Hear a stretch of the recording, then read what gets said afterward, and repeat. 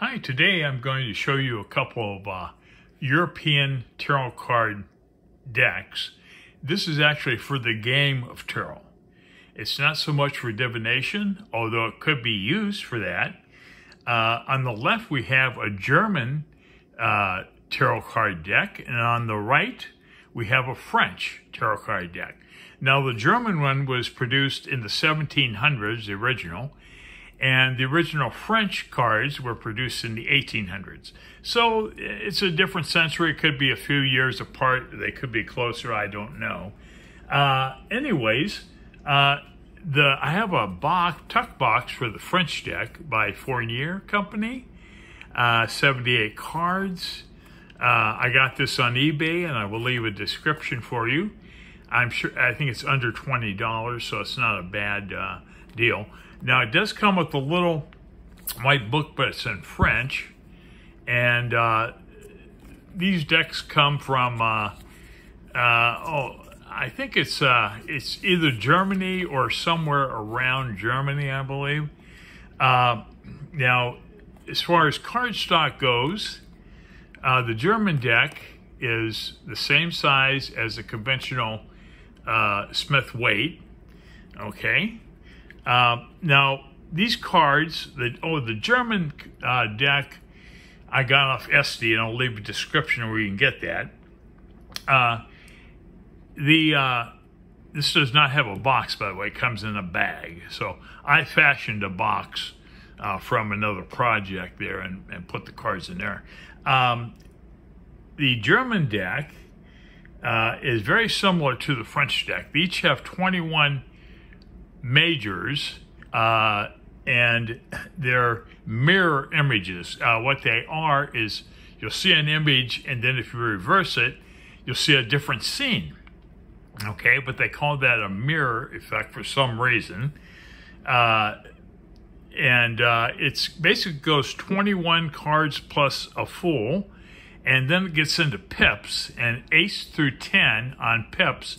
And the pips are according to playing card suits. For example, clubs are equivalent to wands in tarot. Hearts are equivalent to cups. Diamonds are equivalent to coins or pentacles. And spades are equivalent to swords. And what I did is I removed 2 through 9 on both decks. I moved all pip cards, and they're over here. And what I did was I just showed the ace, and then we jumped to the 10. And that's many pips as you need to see, trust me. But the cards are quite interesting. So here's the similarities on the deck here. We have a full card. It could be a joker too, considered a joker, but I'll call it a full. And we have a gentleman playing a stringed instrument. And if we reverse this one, we see it's an identical picture. So these are not reversible. Here are the backs of the cards. Very nice. Card sizes are different. The German deck is quite a bit wider, quite a bit taller. Also, the card stock in the German deck is very thick, quite adequate. This is more like a playing card stock. I do feel like a plastic coating on there, but certainly not conventional tarot type of card stock. Okay, now we're moving on to the ones, the first card in the majors. And we have, on the left, we have the German deck. We have, my eyes aren't as good as they used to be, but looks like some guy in a clown outfit almost. And on the right, in the French deck, we have a couple of people, looks like they're dancing. If we reverse these, we have a completely different scene. I have a guy here with a huge book or manuscript. And on the French deck, we have some type of theatrical scene perhaps going on. Next, move on to 2. And on the left in the German, we have a couple dancing. And on the right, we have some type of musical band. If we reverse it, we have an elk on the German card. And on the French card, we have looks like perhaps schoolgirls playing in the schoolyard. But you tell me, I really haven't looked at these cards. I did put them in order, but I didn't really look at the pictures. So this is as new for me as it is for you. Okay, I'm going to reverse the number 3 card. And there we go. Now I'll move on to the number 4 card. The German deck features more animals and more like lakes and streams and stuff like that, whereas the French deck features primarily people and people interacting. If we reverse these, here's our reverse picture. Okay. Card number 5. Interesting picture here in the German deck. If we reverse this, so far I'm kind of developing a preference for the German cards as far as your artwork goes. Nice guy on horseback there, and here we have people looks like they're working in a garden or perhaps a farm. If we reverse that, we have another gentleman on horseback, and we have a couple of ladies having tea or whatever they're doing. Card number 7. Interesting over here on the left. On the right, we have people frolicking and perhaps taking a break from work. And if we reverse that, we have a musician here in the German deck, and we have a couple relaxing at home on the French deck. Card number 8, we have, looks like some type of, oh, I don't know what he's doing over there. It looks like the guy's ready to get his head cut off or something over there. And on the French deck, we have, looks like a family seated outside their house. And we reverse this, we have an interesting animal. I'm not sure what is going on with this card. Interesting. On the French deck, we have people, looks like at a party, and perhaps singing and playing the piano. Number 9. Okay, on the left we have the German, on the right we have the French. And number 9 reversed. These are so colorful, these majors, quote unquote majors. And number 10, and then 10 reversed. No. Number 11. In French, we have a rowboat scene. Reverse that.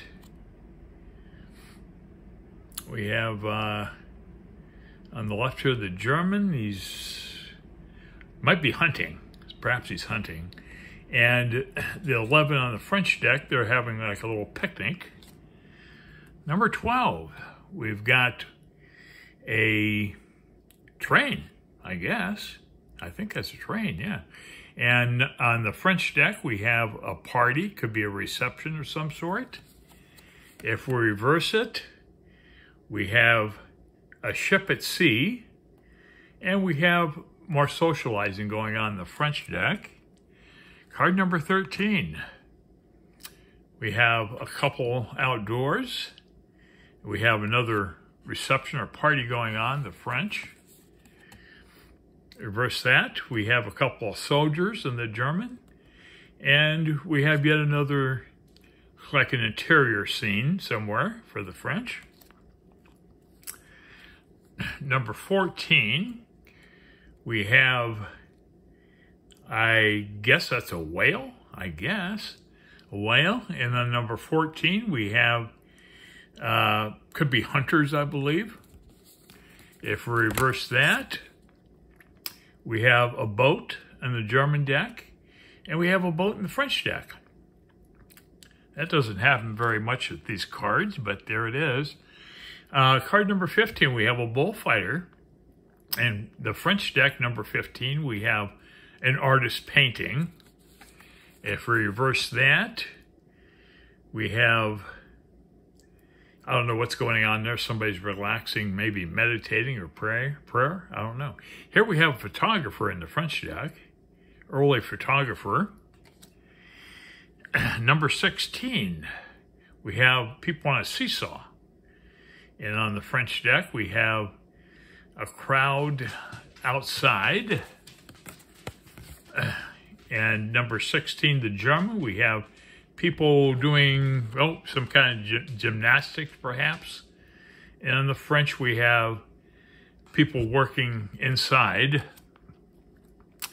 Number 17, the German on the left, we have, a scene, almost looks biblical, I don't know.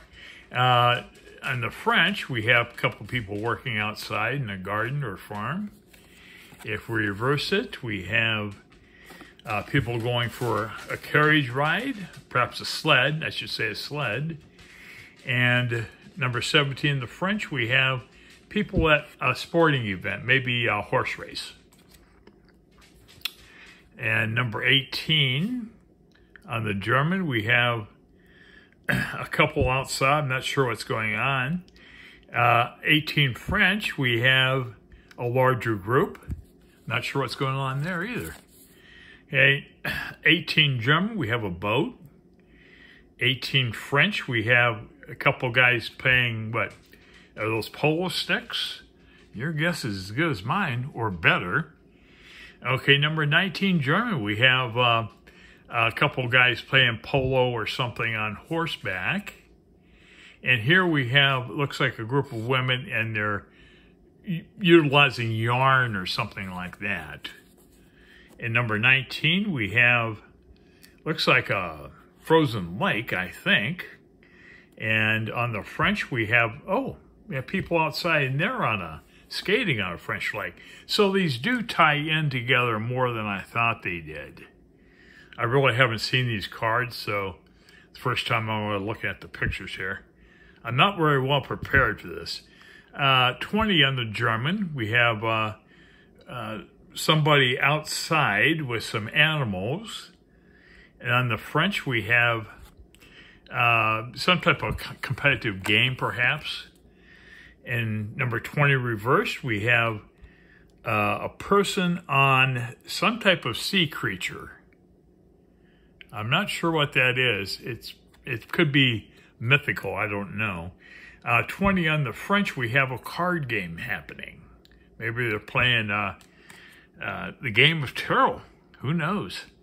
Okay, number 21, we have a fisherman on the German.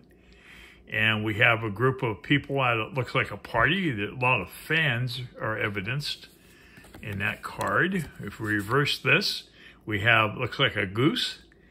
And we have soldiers, number 21. And that wraps up the quote-unquote majors for these decks. Now I'm going to show you the pips real quick. We have the ace, and this is the club suit, which is equivalent to wands in tarot. And here's the 10, and they're not numbered on the German deck, but on the French they are. And I'm going to call this the knave, okay? And it may be referred to as something else, but I'm going to call it a knave, just to keep things simple. Again, now these courts are not reversible. And we have our knight, okay, on both cards. And we have our queen of clubs. I think the artwork is more charming on the German deck. It has more of an antique feel. Of course, it could be 100 years earlier, before the French deck came out. And we have the king of wands. I mean clubs, I'm sorry. Next, move on to diamonds, which is equivalent to coins or pentacles. This is our ace. And here's our 10. I like these old style diamonds. I think they're pretty cool. And these cards are pretty much, the pips are pretty much the same, I'll tell you that. And move on to our knave now. Our knave of would be pentacles, but it's diamonds. And our knight.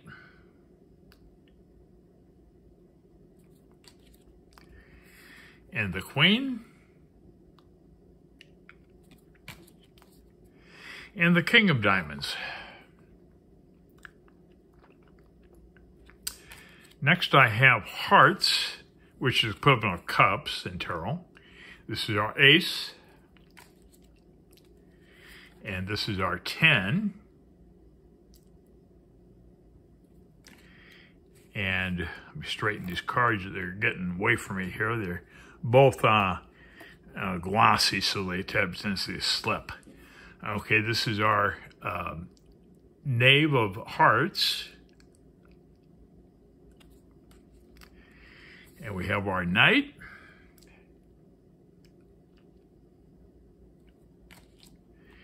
And our queen.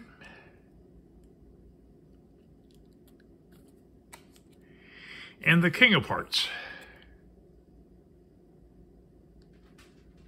I do see more charm in the German deck for some reason, but that's just me. Next, move on to spades, which is equivalent of swords in tarot. This is our ace and our 10. And this is our knave.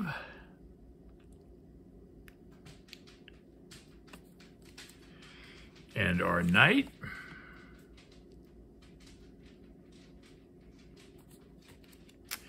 And our queen.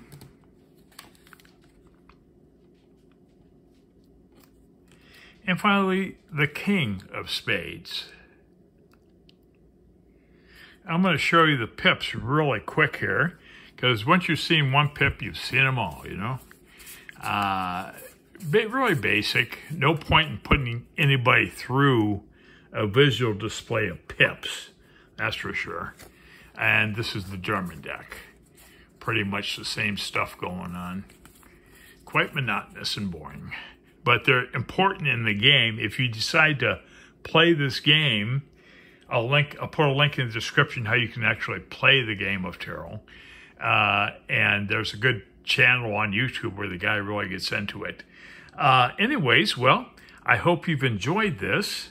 And I like both those decks. Like I said, I've got a couple others I put on this channel, very similar systems. Anyways, well, that's about it. And once again, thanks so much for watching.